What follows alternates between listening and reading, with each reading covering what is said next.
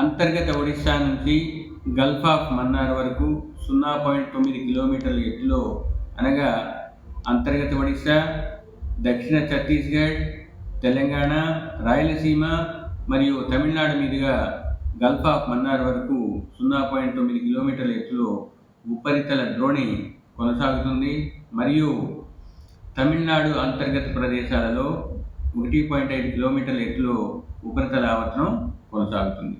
సముద్రం నుంచి తేమతో కూడిన సవ్య దిశలో గాలులు భూ ఉపరితలంపై కోస్తా జిల్లాలపై వీస్తున్నందువల్ల రాబోయే కొన్ని రోజుల్లో వాతావరణం ఏ విధంగా ఉంటుందంటే, ముఖ్యంగా ఉత్తర కోస్తా జిల్లాల్లో ఈరోజు రేపు తేలికపాటి నుంచి మోస్తరు జల్లులు, ఉరుములు, మెరుపులు 1-2 చోట్ల ఉండే అవకాశం ఉంది.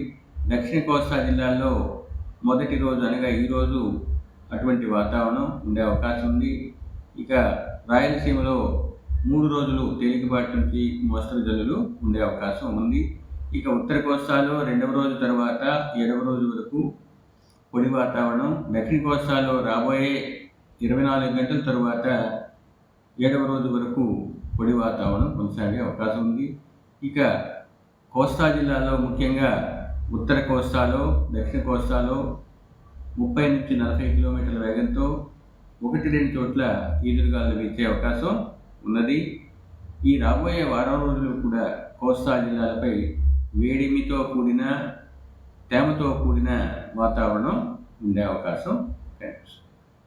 ఇక రకరకాల వార్తా సంస్థల ద్వారా లేదా సోషల్ మీడియా ద్వారా వచ్చే వదంతులను, పుకార్లను నమ్మవద్దని విజ్ఞప్తి.